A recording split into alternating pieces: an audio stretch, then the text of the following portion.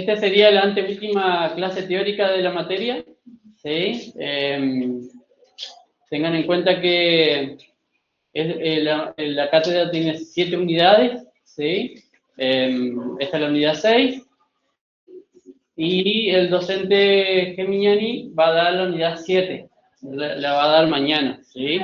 Y después ya terminaríamos con el dictado de las unidades. ¿Tienen ya una fecha de parcial? Ya está el cronograma. Sí, ya está. ¿Eh? Claro, en esa semana, va a ser esa semana, no sabemos el día, porque hay que coordinar la disponibilidad de aulas, ¿sí?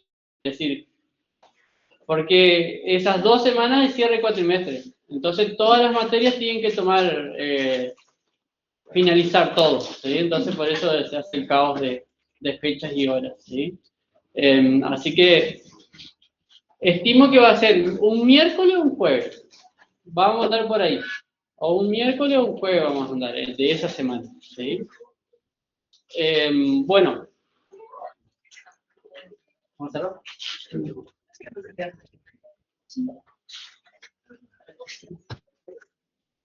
Leo, por la duda, a las 12:15 tenemos clases de ¿cómo le llama? En traumatología. Traumatología, con el David, en el aula que enfrente. Así que estamos aquí. Bueno, para cosa lo hacemos pasar.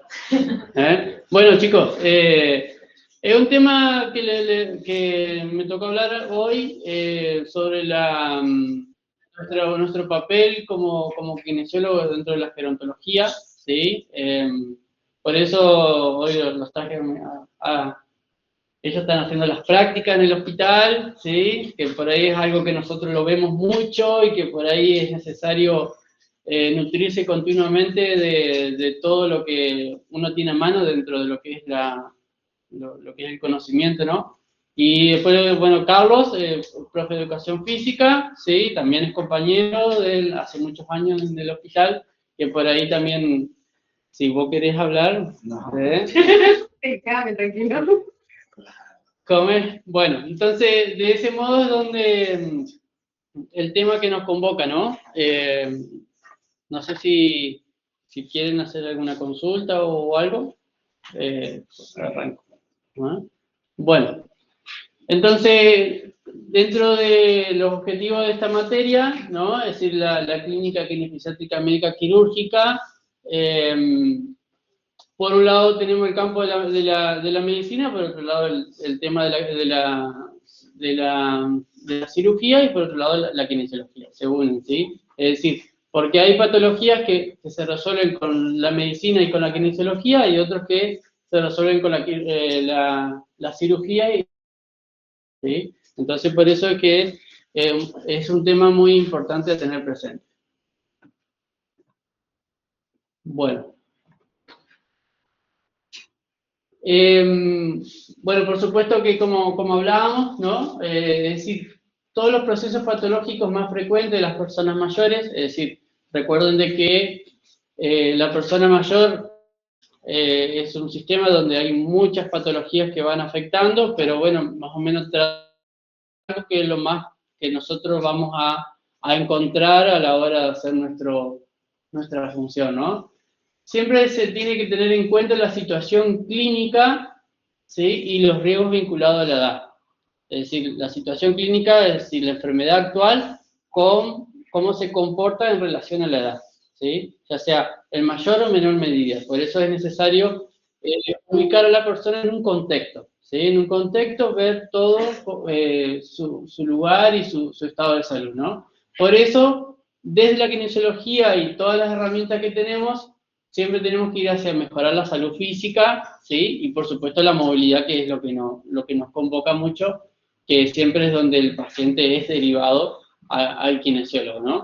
Pero siempre tengan en cuenta que si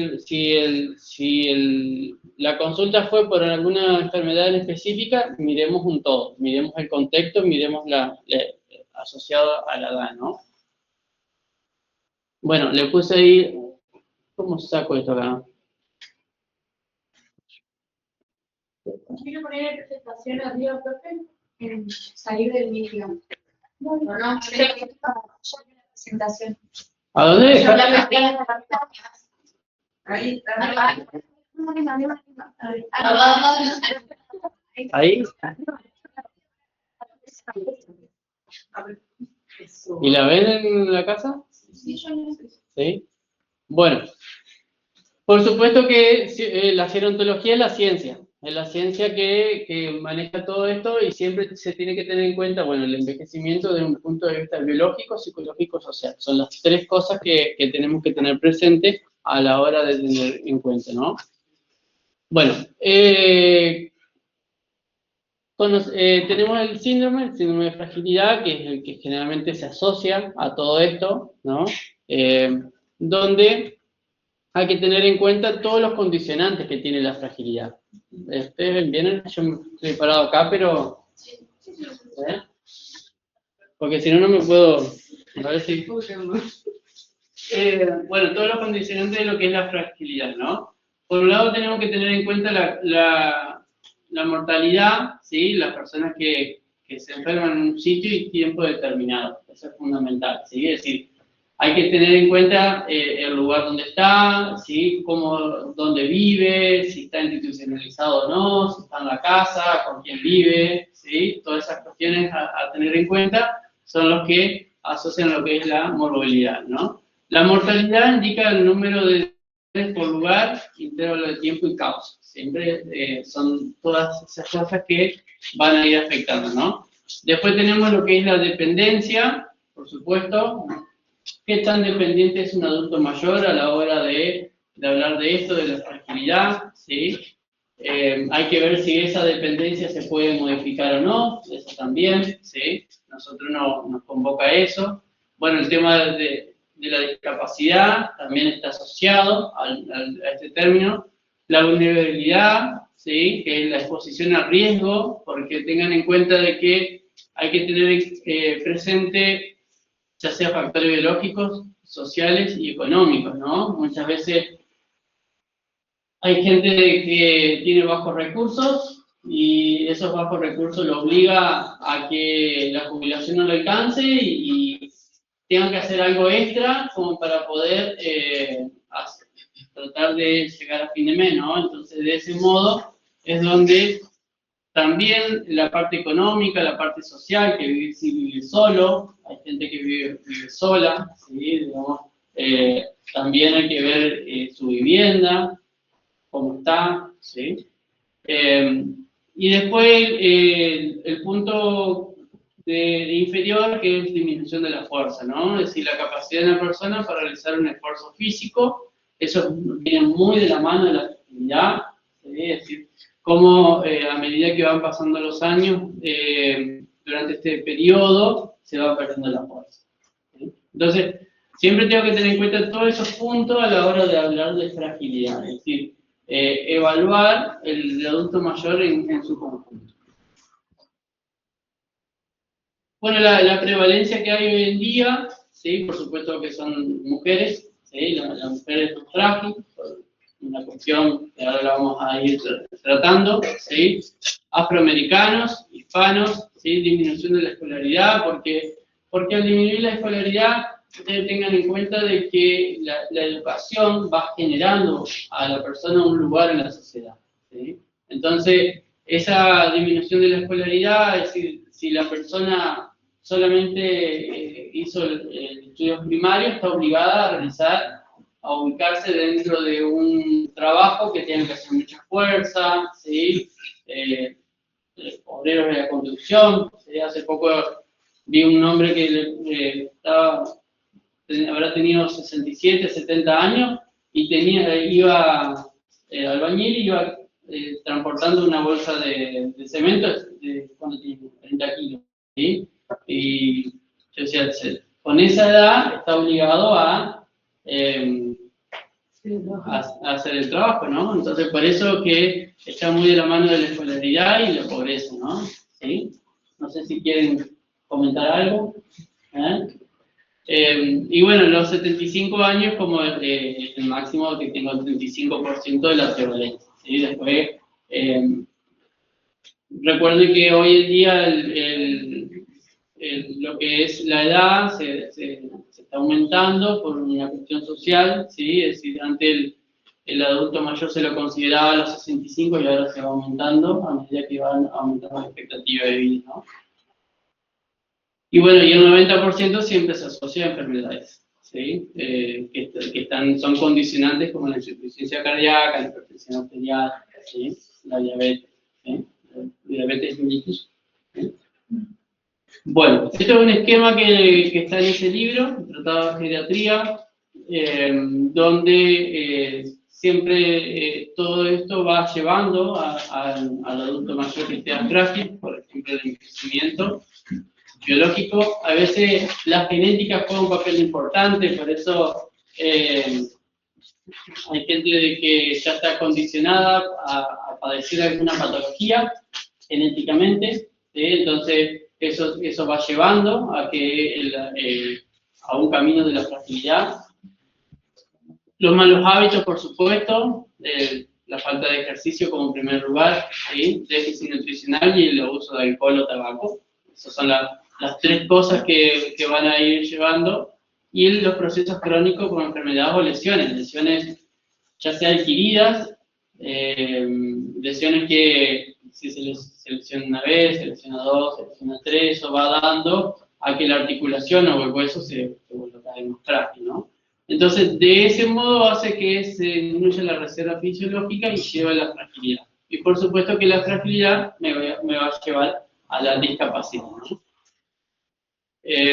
Por supuesto que en el camino de la fragilidad a la discapacidad, el paciente puede tener variaciones en tanto su estado de salud, ya sea por la injerencia de infección, por infecciones o fármacos, eso también va a condicionar, ¿no? En cuanto a lo que es la etiología, siempre tenemos que evaluarla, ¿sí? Evaluarla, y la vamos a evaluar a través de un test, ¿sí? Un test muy importante que es que se tiene en cuenta lo que son los criterios de fragilidad, según ¿sí? Ese autor estableció que hay 5 puntos importantes a la hora de evaluar la fragilidad, ¿no? Disminución del peso, la cual va perdiendo 5 kilos por cada año, ¿sí? Eso es importante, la contextura física. El agotamiento, por supuesto, ¿sí? Disminución de la fuerza muscular, disminución de la actividad física y la marcha lenta.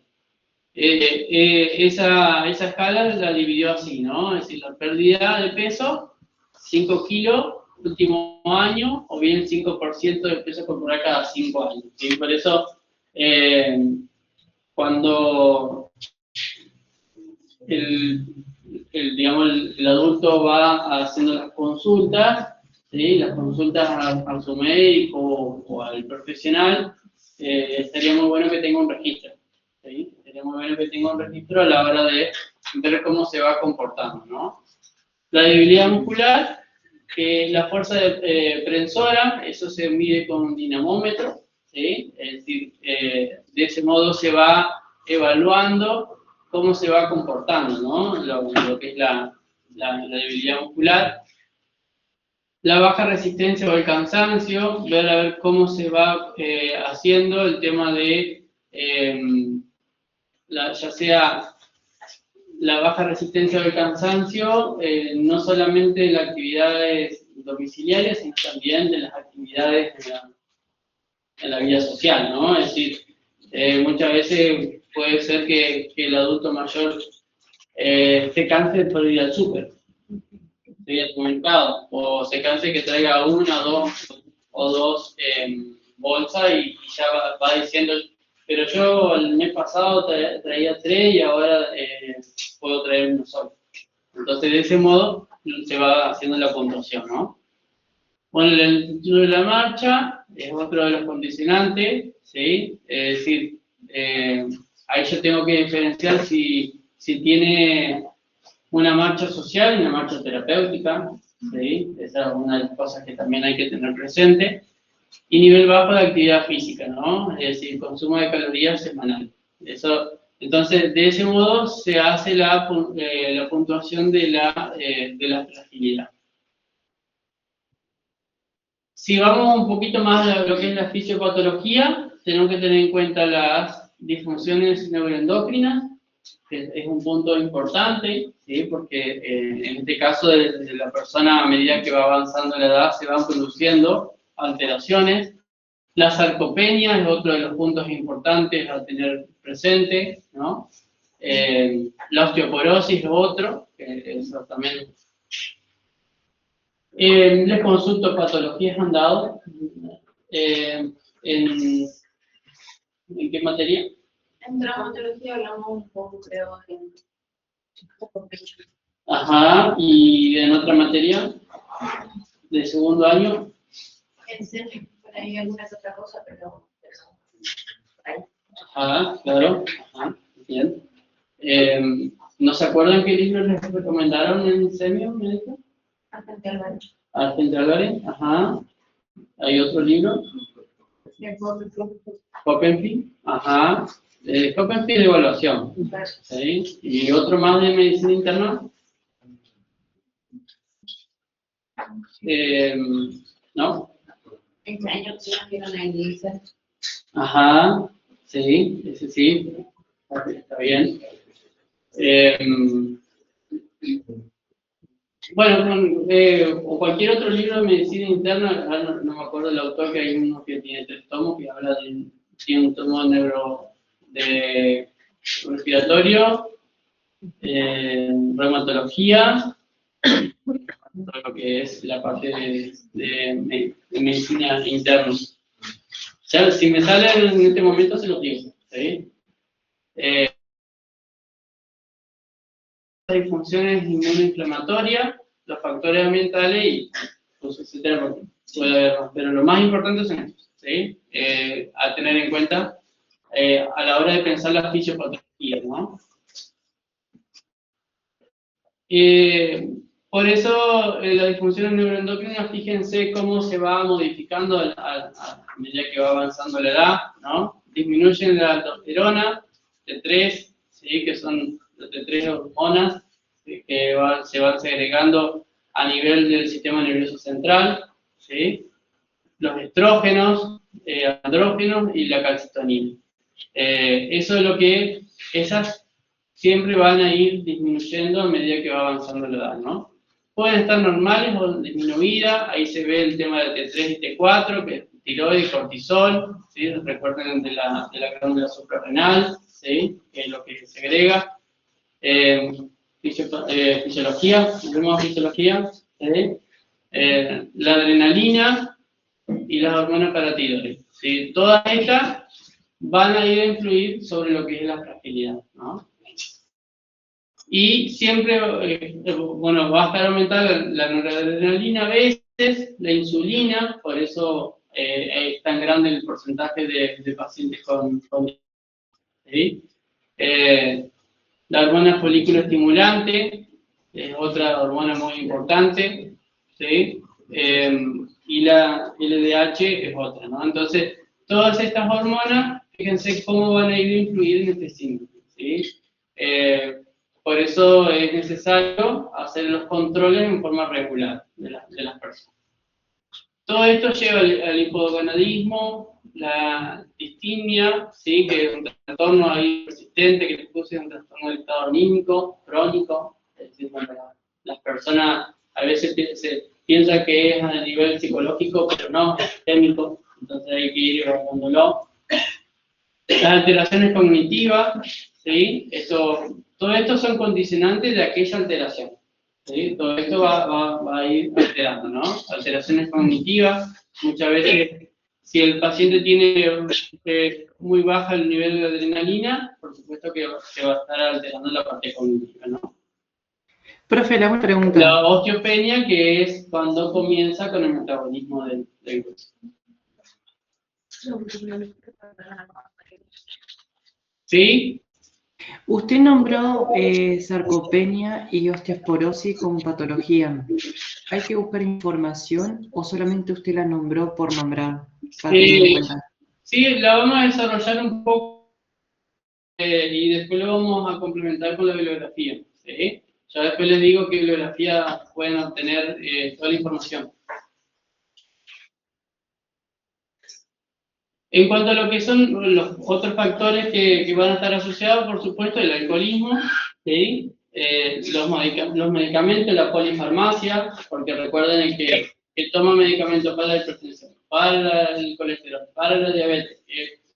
Y les digo cuando empiezan con los medicamentos que actúan sobre el sistema nervioso central, ¿sí? Donde ahí ya también se altera el estado cognitivo del paciente, ¿no?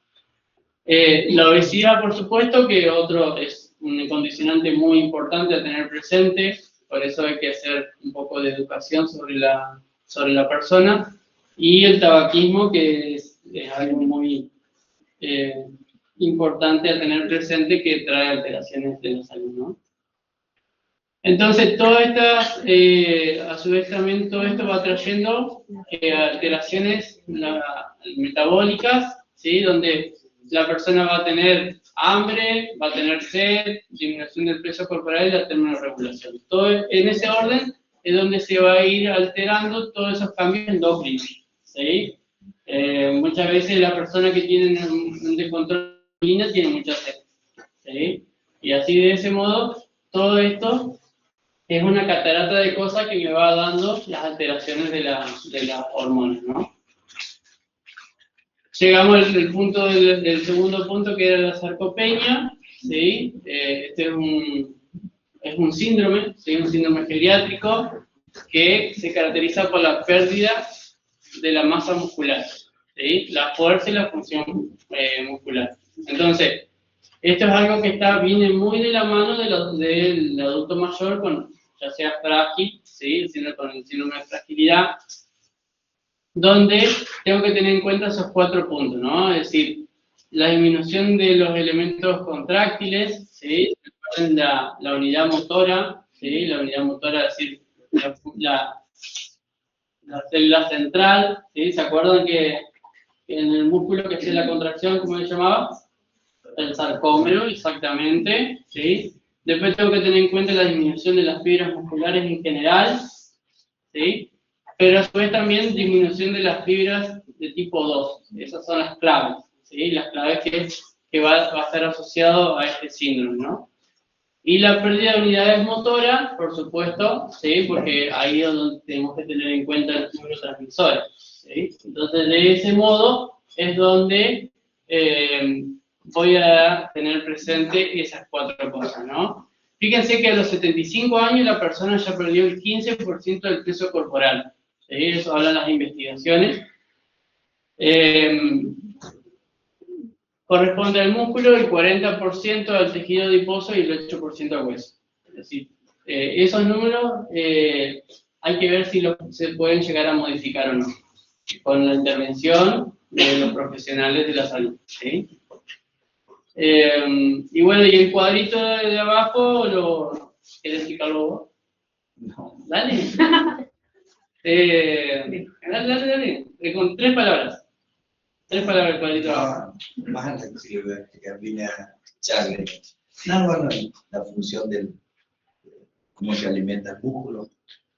El hígado regula, el torrente sanguíneo que sostiene el alimento que va al músculo, lo que toma el músculo no larga hacia atrás, sino lo ejecuta motrizmente, y todo lo que el músculo no toma se forma en tejido adiposo, sería, bueno, no me voy a acordar la palabra científica, pero esa sería la función. Así que cuando excedemos de comer, el músculo toma lo que precisa y lo demás lo manda a hacer glucogénesis, que es lo blanquito. En la reserva de cosas que queda, con lo que no se usa. En general, cuando nos pasamos de actividad, hacemos una hipoglucemia porque se acaba todo lo que tiene el torrente sanguíneo y el hígado regula. No da más de lo que, por eso solo el nivel de glucosa en sangre. ¿Eh? No, se trama todavía. Fustinoni. Fustinoni. Fustinoni, ese otro libro que habla muy bien de ¿sí? Bueno, así que se entendió, ¿sí? Se entendió bien cómo se va comportando el tema de la sarcopenia. Ahí fíjense una investigación, un estudio, donde habla de que en la sarcopenia se pierde el 50% de la masa magra, ¿sí? Es decir, la persona que ya está teniendo este síndrome ya está teniendo la pérdida. Donde yo tengo el 10, cuando alcanzo el 10% de la pérdida de la masa muscular, ahí voy a tener disminución de la inmovilidad, de la inmunidad y aumento de las infecciones. ¿Sí? Esos dos condicionantes voy a tener presente cuando comenzó la sarcopenia y yo tengo los primeros el 10%, ¿no? Entonces tengo una mortalidad asociada al 10%.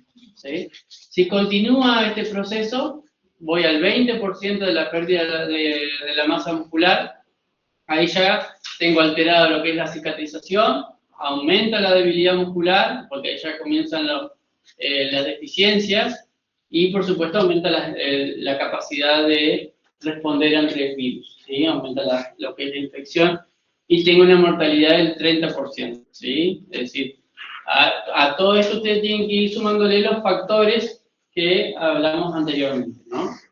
Después cuando tengo el 30% de la masa muscular, ya ahí, cuando se habla en criollo, piel y hueso, cuando dicen está como piel y hueso, ¿sí? Bueno, ahí es donde ya aumenta los riesgos de padecer una úlcera, ¿sí? Una úlcera por presión principalmente, ¿no? Bueno, la neumonía, porque la neumonía viene asociada a la inmunidad, ¿sí? Y la falta de cicatrización, ¿sí? Porque ya tengo alterado lo que es el trofismo. Y ahí tengo una mortalidad del 50%. Y cuando llego al 40% de la pérdida de masa muscular, ahí ya tengo mucho riesgo de muerte, ¿sí? Principalmente por neumonía, porque ahí es donde el neumococo o cualquier otro de los estafilococos encuentra un terreno muy, muy apto como para aumentar su... Profe, ¿qué era eso? Esto es la progresión de la sarcopenia asociada a todas las alteraciones que vos vas a tener. El estafilococo, neumococo, ¿sí? Son todos bacterias gram positivas o negativas como el mundo, ¿sí? Entonces, de ese modo, como todas estas, esa progresión va afectando. Y acá ya tengo el 100% de riesgo, ¿sí? Fíjense que nosotros tenemos que, como kinesiólogos, tratar de intervenir en lo más que podamos, ¿sí? El 30% cuando una persona está caquética. Exactamente, ya está, como la imagen anterior, ¿no? Ahí, ¿no? En esa imagen anterior. Ahí, a eso no tenemos que llegar, ¿no? Entonces, ahí donde en el gráfico les muestra cómo en la juventud, ¿sí? Hay un aumento, ¿sí? La curva está ascendiendo porque la persona se va desarrollando, va generando el crecimiento, ¿no? Y cuando se llega a los 30 años, así que recuerden los que tienen 30 años, cómo la curva comienza a descender, ¿sí? Entonces, está ahí en cómo trabajamos cuando lleguemos a los 30 años, ¿no? Entonces, de los 30 hasta los 70, ¿sí? Fíjense, tengo un umbral de discapacidad a tener presente, ¿sí? Por ese motivo.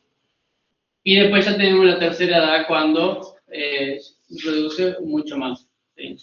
Eso sería una curva de una persona que tiene todos los condicionantes, que es sedentaria, trabajista, que no hace actividad física, ¿sí? Entonces, de ese modo, ¿sí? Suponte que tenés un paciente que ya tiene 30% de masa muscular perdida. ¿Hay manera de que la pueda volver a recuperar o ya está lo que se perdió? Podés llegar a recuperar un porcentaje, no el 100%, ¿sí? Un porcentaje podés llegar a recuperar.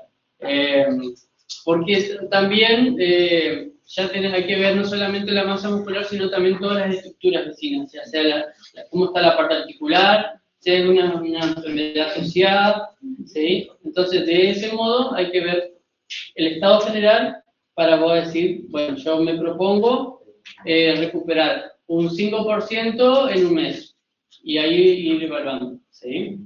Bien, qué condiciones está, si hay úlceras, si la persona está deteriorada en sí, estado anímico muchas veces influye en cuánto te ha costado, cuánto no. Y si hay un paciente que no tenga voluntad de nada, que no quiera hacer nada. Es muy importante eso, digamos.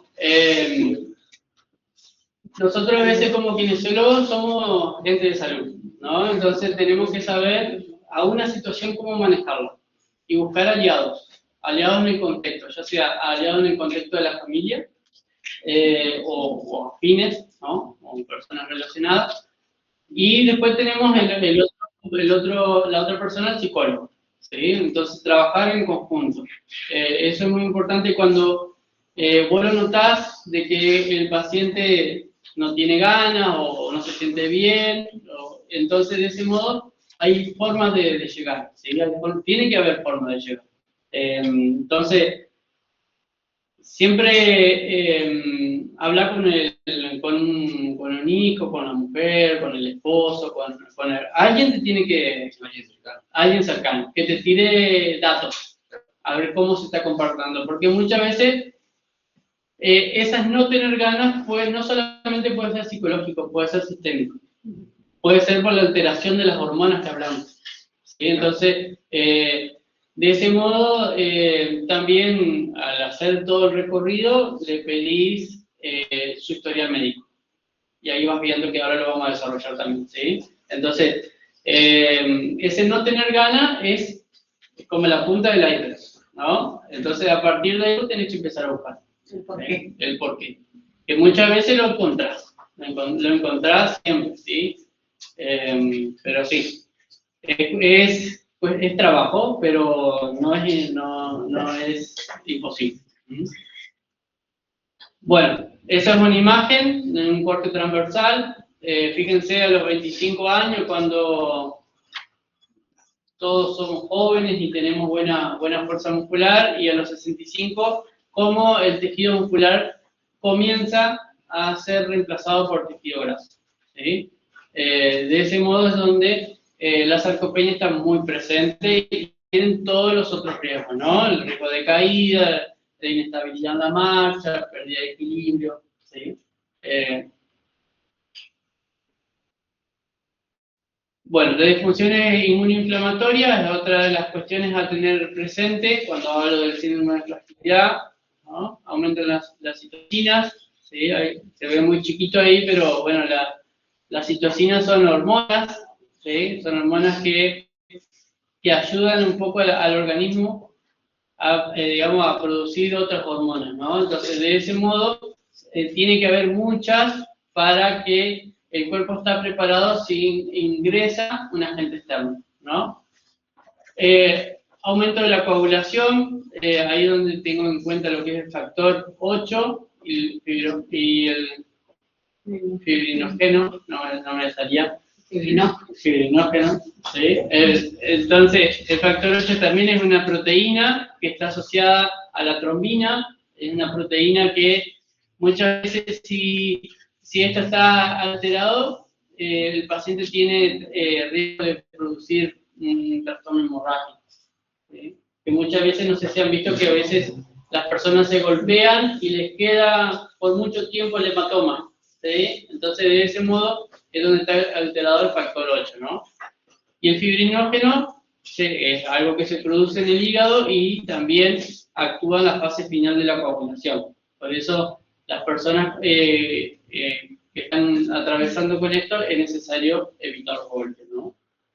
Y disminución de la inmunidad humoral es otra de las cosas, la respuesta a los agentes externos, ¿sí? En cuanto a lo que es la producción de anticuerpos. ¿Vamos todo bien ahí? ¿Sí? Ustedes por cosas me dicen. Si están aburridos, también díganme. ¿Ya? Bueno, los factores ambientales, fundamental, encierro. Muchas veces puede haber un adulto mayor que busca el encierro, ¿sí? Por algunas cuestiones, ya sea porque vive en un barrio carenciado, porque vive en un lugar donde está propenso al vandalismo, vaya a saber, ¿no? Entonces, se me está yendo la cabeza, ¿no? También con respecto a su vivienda, eso es importante tener presente, ¿sí? Por eso son factores ambientales, porque o bien en el lugar donde vive, hace unos años, se había hecho un estudio a nivel local en un barrio que está rodeado de arroceras, ¿sí? Entonces, este barrio, digamos, tenía 3 arroceras alrededor y se hizo un estudio sobre cómo impactaba ambientalmente esa arrocera en el barrio, ¿no? Los números fueron desastrosos, principalmente los pisos, ¿sí? Pero porque tomaron a esa fábrica, ¿sí? Hay que ver, justo me acuerdo que al lado de la fábrica, bien al lado de una arrocera, había una escuela primaria, ¿sí? Entonces, de ese modo, los números dieron bastante feos, ¿no? Y bueno, en cuanto a lo que es la fisiopatología, son 4 pilares a tener en cuenta en lo que es el ciclo de la fragilidad, ¿no? La sarcopenia, disminución de la tasa metabólica, disminución del consumo total de energía y la desnutrición crónica. Este es un cuadro que es muy importante tener presente, es decir, lo que está en rojo son 5 puntos importantes a tener presente, ¿no? La desnutrición crónica, que se asocia a este síndrome, la sarcopenia, ¿sí? Disminución de la fuerza, disminución de la velocidad en la marcha y disminución del gasto energético total. Fíjense cómo conviven estos 5 puntos, ¿no? Es decir, esa mala desnutrición crónica me produce un desbalance que me va a llevar a la sarcopenia, ¿no? La sarcopenia me va a llevar a disminución de la fuerza y el vigor, ¿sí? Es decir, ahí es donde tenemos que ver la calidad y la cantidad del movimiento, por eso es importante el vigor, ¿sí? Disminución de la velocidad de la marcha, porque muchas veces la persona tiene miedo de caminar, entonces psicológicamente comienza a no querer y eso me lleva a un deterioro que me lleva a la discapacidad y la discapacidad a una dependencia, ¿no? Disminución del gasto energético total es otra de las cosas. Y esa disminución del gasto energético a la desnutrición crónica, ¿no? Fíjense cómo conviven y a su vez también tengo otras alteraciones neuroendocrinas, enfermedades, ¿sí? Que van asociando a todo este círculo vicioso. Por eso nosotros tenemos que ir tratando de romper ese círculo. Estas son las cosas que uno puede llegar a observar, ¿sí? Ya sea los síntomas, los signos y los riesgos. Eso es importante tener presente, ¿no? Como síntoma, voy viendo la pérdida de peso, ¿no? La debilidad, la fatiga a la hora de hacer una actividad, ya sea en el domicilio como en el barrio o una actividad social, ¿no? La anorexia, pues, se relaciona con la alimentación, ¿no? La disminución en la actividad física es otro de los puntos, ¿no? Entonces eso es un síntoma. Después los signos, bueno, la sarcopenia, la osteopenia, los trastornos del balance de la marcha, ¿sí? Y por supuesto el tema de la marcha lenta. Y todo esto me va a llevar a tener riesgo, ¿sí? ¿Me siguen? ¿Cómo se diagnostica? Siempre tenemos que tener en cuenta la valoración geriátrica integral, ¿sí? Existen escalas geriátricas, ahí yo les puse una que por ahí se asocia un poco más a este tema, ¿sí? Pero hay otras más. Y los biomarcadores. Esa es una de las escalas que por ahí se asocia, que habla mucho principalmente sobre los puntos los 5 puntos que hablamos anteriormente del test, ¿sí? Se asocia mucho a esta escala, ¿sí? Donde habla de la ingesta, habla del tema de la actividad física, de cuánto peso ha perdido, de la movilidad, ¿sí? Es una escala muy fácil de aplicar. También tengo que tener en cuenta la evaluación de las ABD, porque, digamos, la escala anterior evaluó a la persona en sí, toda la parte sistémica, ¿sí? Después, estas escalas que me van a evaluar las actividades de la vida diaria, ¿esto han visto? ¿Conocen algo de escalas? ¿sí? El índice de CAT, que sería uno de los más que se utiliza, que tengo 6 puntos a tener en cuenta, ¿sí? Bartel es otro a tener en cuenta, que son muy fáciles de aplicar, donde ya tienen una puntuación. La escala de la Cruz Roja es otra, y la escala de Luchic, esa es otra, esa no es tan conocida. Las 3 primeras son las más conocidas, ¿sí? Y después, si queremos ir más avanzando en lo que es la parte del tipo de la finalidad o de, a ver cómo decirlo, de que un movimiento sea más fino, no sale la palabra, si quiero progresar en cuanto a lo que es la precisión del movimiento, ahí voy al Lautoni-Brody, ¿sí? Es otra de las escalas que hoy en día se conocen, ¿sí? El Lautoni-Brody también te mide varias actividades relacionadas con objetos, ¿sí? Relacionadas con objetos de la vida diaria. Por eso que es un poquito más avanzado. Esas son las escalas que muchas veces se buscan a la hora de hacer una valoración integral. Y los biomarcadores, ¿sí? Les puse algunos, son un montón, ¿sí? Pero por eso es importante, como hablábamos hoy con el compañero, si la persona estaba desganada, ir a buscar acá también, ¿sí? Ir a buscar a este punto, donde hay que ver la hemoglobina, los hematocritos cómo están, porque muchas veces si los hematocritos, ¿no es cierto? Dale, a ver, comentame. Con razón, digo. Nada, no sé. No, bueno.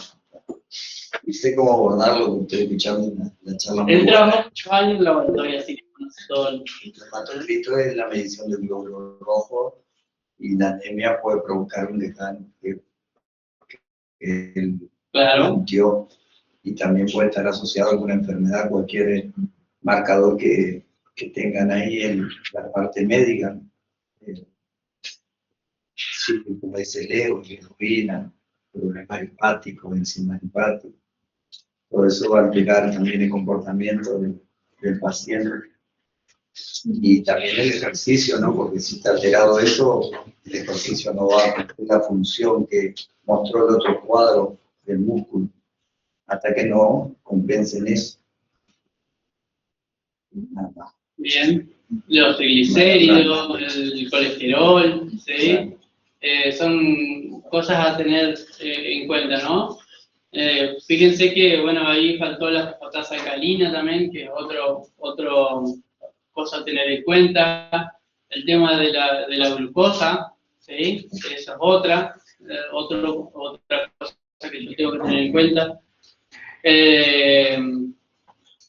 El PCR también, ¿no? Es otro valor a tener presente a la hora de buscar, ¿sí? Porque ustedes recuerden que la persona es un todo y yo tengo que empezar a buscar dónde estaría lo que me está impidiendo a mí hacer el abordaje en forma correcta de la persona, ¿no?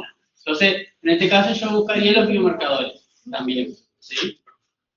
Bueno, el tratamiento siempre va a ser en conjunto, asociado a los fármacos y también a la ayuda que tengan las personas, ya sea en su matrimonio como en su núcleo social, ¿sí? Eso también nosotros cuando pensamos un tratamiento hay que ubicar en un contexto, ¿sí? Hay que ubicar en un contexto como está.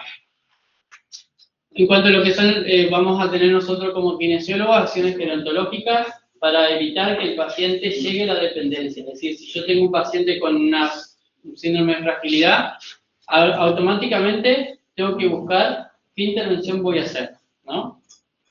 Entonces por eso les puse esa guía de auxilio que es muy buena, donde te habla y te transcribe cada uno de los espacios donde la persona está y te da recomendaciones. Por eso lo puse a esa guía porque es muy completa, ¿sí? Siempre tengo que ir a la prevención, siempre. La prevención va a ir de la mano y va a ser nuestra herramienta. Este libro también se lo recomiendo que lo lean, La reeducación de geriatría. Ese libro está, ¿sí? Se lo subí al campus, a ese capítulo, para que lo tengan, lo puedan leer, ¿sí?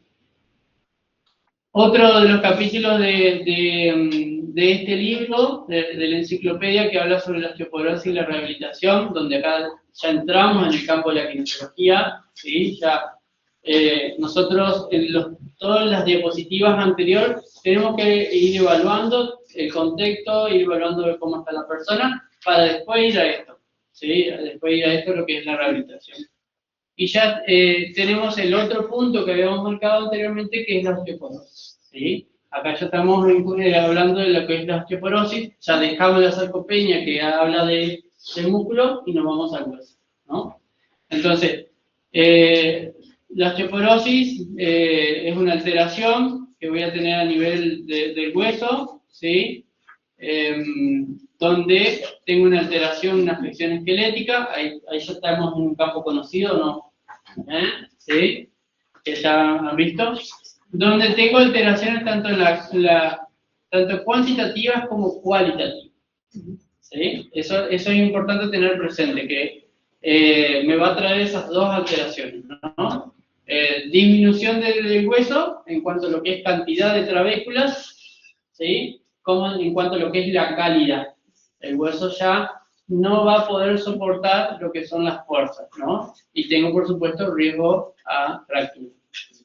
La osteoporosis clínicamente se divide en posmenopáusica o tipo 1 o la senil tipo 2. Esa es la que hoy en día se toma más, ¿sí? Entonces, de ese modo tengo que ver cómo se comportó el hueso a lo largo de la vida de la persona. Si empezó después de la falta de estrógeno, ¿sí? O si empezó antes, ¿no?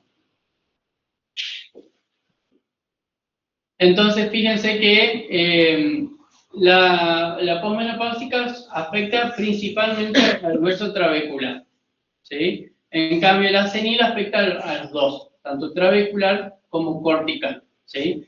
Y recuerden que el hueso trabecular es la forma de esponja, donde tengo mucho reservorio de calcio, pero que no está tan preparado como el cortical para soportar la fuerza, ¿sí? Entonces, de ese modo, ya cuando se me juntan las alteraciones de los dos, ya tiene mucho riesgo, ¿no? Y a su vez también tengo el hiperparatoidismo, que es otra de las causas que se asocia, que trae la hipocalcemia, ¿no? Si hay poco calcio, menos calcio le va a llegar al hueso. Entonces el hueso no va a poder generar un hueso de calidad, ¿sí? Entonces por eso que se asocia a esto, ¿no? Al paratoidismo. Es una cadena de cosas, ¿sí? Una cadena de cosas que me va llevando. Después, por ejemplo, este es un estudio que encontré en esa página, a ver, Mendeley, si quieren buscarla, acceso gratuito, y tengo muchos estudios al que le interesa leer investigaciones, y encontré una última investigación de que midieron la sarcopenia en un hospital en Buenos Aires, ¿sí? Se dedicaron a medir la sarcopenia, que por ahí son estudios lindos, cuando a ustedes les toque hacer su investigación final, es un tema muy lindo y muy que se puede llegar a encontrar, ¿no? Entonces, fíjense que se buscaba la prevalencia de la sarcopenia en un hospital público de la ciudad de Buenos Aires, y evaluaron, se hizo en el 2023, ¿no? Se tomó de los 18 años, a partir de 18 años, y a partir de ahí se hizo el algoritmo, ¿no? Entonces, esto les digo que para la sarcopenia hay una edad media de 65 años. Ellos encontraron la media, la moda, de todo ese rango etario desde los 18 años que tomaron, ¿sí? Entonces, ellos encontraron que a los 65 años ya tengo mucha alteración, ¿no? Y el 81,3% eran mujeres. Entonces, de ese modo tengo que ir viendo a ver qué es lo que le estaba pasando a las mujeres de esa edad, o cuando ustedes alguna vez hagan un estudio, fíjense, ¿sí? Y otra cosa era que eran sedentarios. Eran sedentarios. Tenían sobrepeso. Ajá. Y esas son condicionantes aparte, ¿no? Le puse algunos de los abordajes quirúrgicos posibles, que generalmente estos abordajes quirúrgicos se dan, están asociados a todo lo otro, ¿no? Es decir, lo que más afecta es la cadera, ¿no? Que eso lo van a dar en otra materia, pero lo quise traerlo nomás, lo van a dar en órtesis y prótesis, ¿sí? Lo van a dar ahí en detalle, pero estos son los implantes quirúrgicos que se colocan, ¿no? Fíjense los tornillos candelados para fracturas mediales de cadera, DHS, Thompson, son todos implantes que se debe hacer, ¿no? O bien va a una prótesis total. ¿Cómo diagnostico la osteoporosis y la osteopenia? Siempre a través de la densitometría ósea. ¿Sí? Ese es como la regla general. Lo primero que tengo que hacer para ver si un adulto está transitando por una fragilidad es esto, ¿sí? Es decir, la densitometría ósea, que es un estudio que se hace, hoy en día hay mucha gente que tiene acceso y se hace mucho. Mide la densidad mineral ósea, ¿sí? Porque recuerden de que el hueso era un reservorio de calcio y de otros elementos más, ¿sí? Entonces, de ese modo es donde se ve si hay una osteoporosis o no, ¿no? Y fíjense que yo siempre lo comparo con un semáforo, ¿no? Es decir, cuando ustedes lean un estudio de una densitometría va a venir como al lado derecho. Así se emite, ¿no? Entonces, tengo el color verde, densidad normal del hueso, donde generalmente esta densitometría se toma tanto en cadera como en columna lumbar. Son los dos lugares que se toman generalmente. ¿Sí? Si el estudio roja que está en el verde, tengo una densidad normal del hueso. Si está en el amarillo, tengo masa baja de hueso, ya comenzó, ¿sí? A producirse el deterioro. Y bueno, y la roja ya básicamente ya tiene presencia de osteoporosis. Entonces, de ese modo, este estudio me va marcando en qué estado está el paciente y bueno, hay que ver si hay alguna que otra alteración asociada también. ¿Vamos bien? ¿Sí? Y como conclusión, como para ir cerrando, ¿sí? Como para ir cerrando, a las 12, así que anduvimos ahí con el tiempo. Siempre recuerden que no es lo mismo hablar de fragilidad que envejecimiento, ¿sí? El envejecimiento es un todo, es más general, ¿sí? La fragilidad yo tengo que poner foco en lo más importante, en lo histológico, en lo fisiológico, ¿sí? No todos los adultos mayores son frágiles, porque eso va en relación a su edad, a todos sus antecedentes, ¿sí? Si existen marcadores de fragilidad, que es todo lo que hablamos, ¿sí? Y si es importante distinguir individuos frágiles o no, ¿sí? Eso es lo que hay que tener presente a la hora de tener en cuenta esto.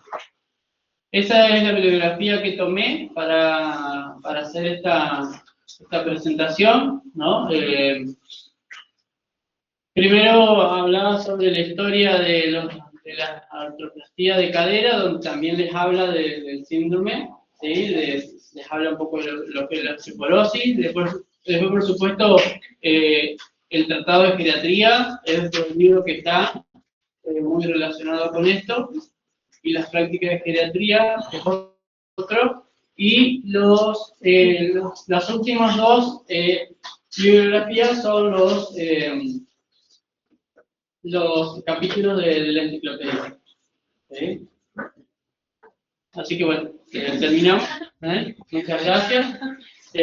Y no sé si, díganme si tienen alguna duda, alguna pregunta o algo que...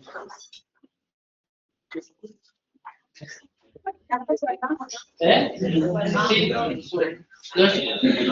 ¿Me entendieron o no? Sí. Ah, bueno, eso es muy importante.